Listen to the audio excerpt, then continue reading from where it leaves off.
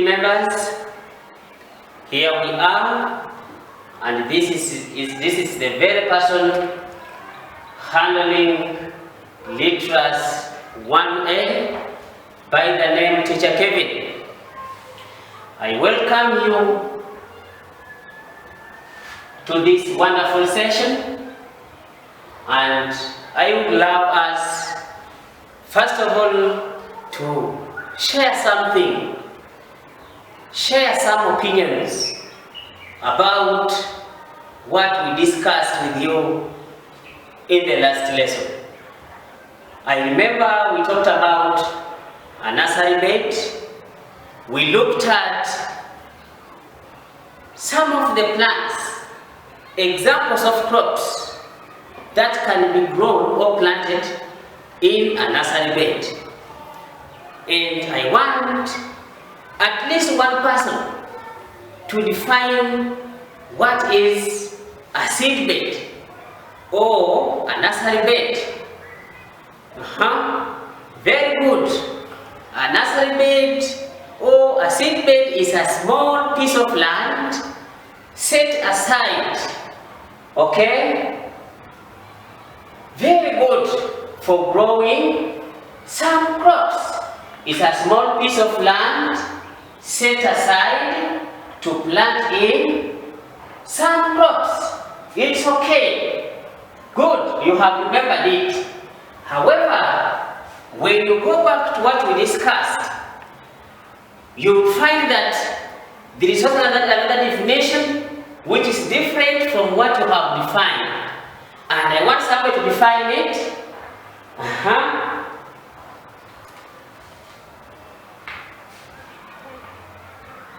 Very good. A nursery bed is a small piece of land set aside for growing seedlings. It's a small piece of land set aside to grow in seedlings. That one also has tried. Therefore, let us also look at examples of crops now grown in that small piece of land. A small garden you have talked about. Examples of crops. We have tomatoes, passion fruits, cabbage, eggplants, good. Even skuma weed, very good. So that is what we call a nursery bed.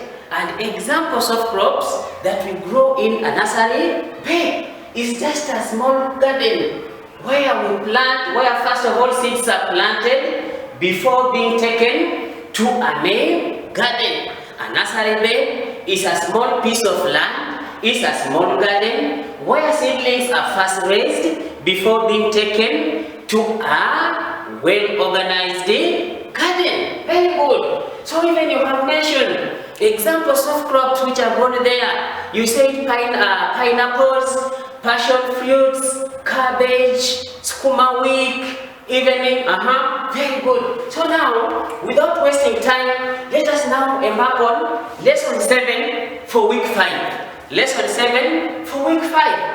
How do we care for crops in a nursery bed? How do we care for crops in a nursery bed? How do we care for crops grown in a nursery bed? Number 1, by watering. We can care for crops grown in a nursery bed by watering the crops. Or that one we can call it even irrigating. Applying water on crops, that is it, watering or irrigation. Then by weeding. Weeding is when you get a hoe and remove unwanted weeds. I have come with some of them here. Unwanted crops in the garden. Unwanted crops. You can see this one here. It's not a crop. For example, you have grown there skuma weed. Will you leave this one here? No, you can't leave. For example, you have grown there watermelon. Will you leave this one there? You can't leave. So this one becomes a weed. And a weed is unwanted crop growing in a garden. A weed is unwanted crop growing in a garden. So all these are weeds, and we are going to learn about them, and we shall even mention the names. Very good. So by weeding, by even spraying, we can care for crops in the garden or in a nursery bed by spraying. Do we use milk to spray? No, we don't use milk. We use now chemicals such as insecticides. Insecticides for killing insects, okay? For killing harmful insects that can destroy our crops, like now locusts, even grasshoppers. They eat leaves and even stems of crops. Even we have herbicides.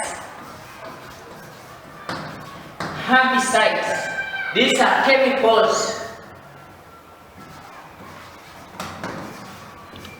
which can be applied to our crops, and then they survive, they become or they grow healthy. We use a watering can for watering, and then we use a knapsack sprayer, or maybe you can just say sprayer, a sprayer. However, we have this knapsack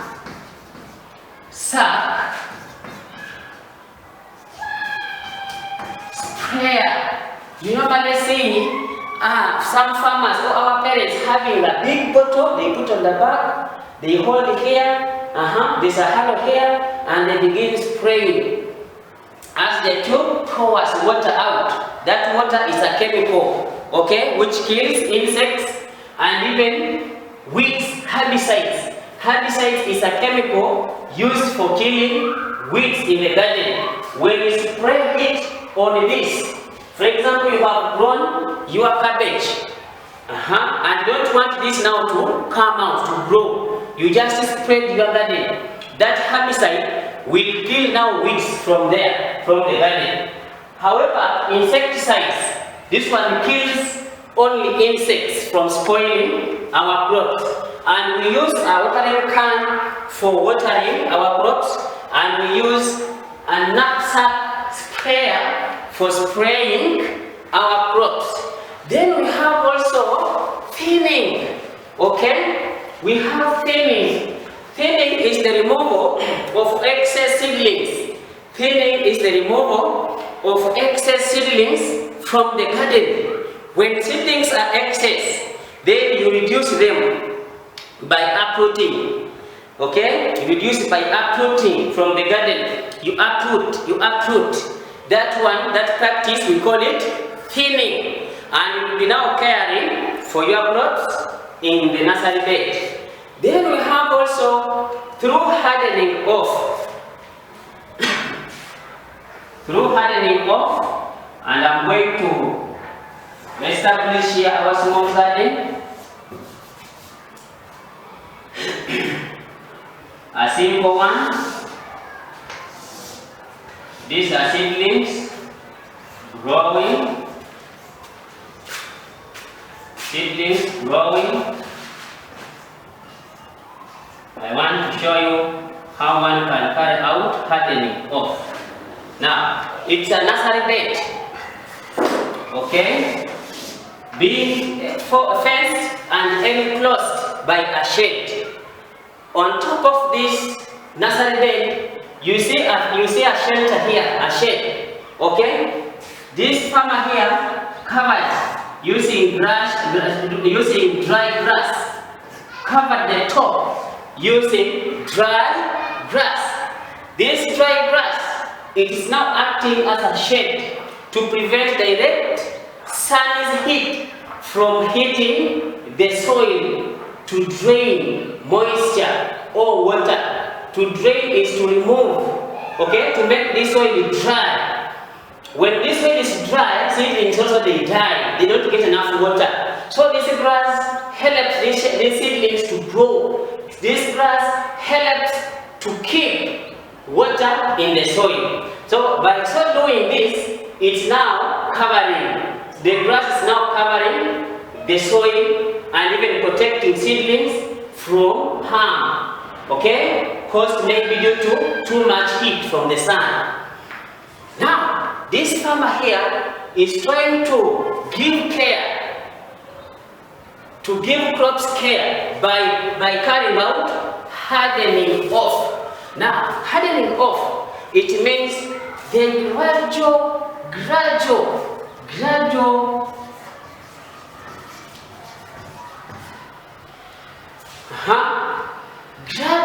we can maybe term it to be removing this shade, slow but sure, not completely at once, but you can come one day and remove that part. Okay? So just slowly removing, you remove at least, or you may not remove that part, you may just leave it, but now you come and reduce some grass. You reduce grass on top. You just leave some, whereby you allow some light to pass, some heat to pass. You remove some. That is maybe in a period of 1 week. You remove just some and leave also some there. After again another week, you come and you remove it completely. Why are we doing this?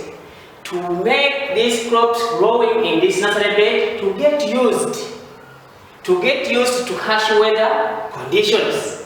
This is what we call hardening off, reducing or gradual removal of the shade from a nursery bed to make crops get used to harsh weather conditions. Harsh weather conditions like too much sunshine, and many others. Maybe we have too much sunshine and too much rainfall. That's what we call hardening off. You reduce the shade, slowly but sure. Later on, you remove it completely. So you are making these seedlings to get used to harsh weather conditions. That is also a point how one can care for crops. When you happen to transplant the main garden, your seedlings will just grow now. Okay? They will grow because they are already used to harsh weather conditions. Then by transplanting, after doing this, then transplant. What do we use? We use a trowel. We use a trowel to transplant now. Then after transplanting, we take to the main garden. We take the main garden now and we plant. Thereafter, we mulch. For example, our main garden is here. After planting,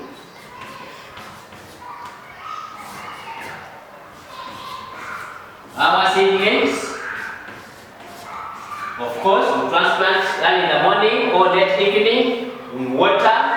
Thereafter, we can mulch. Mulching is to cover the topsoil using dry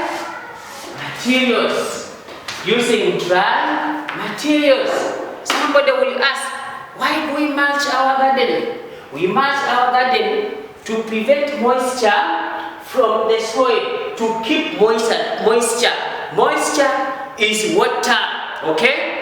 It's not just real water, but soil, it is moist. When you happen to dig in this soil, you see it as if there is water, also the poured water in it.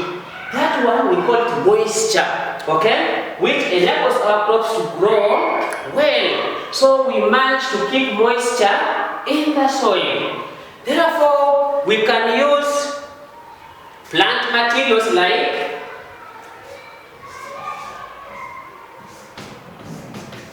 coffee, hussks, dry grass, dry maize, combs,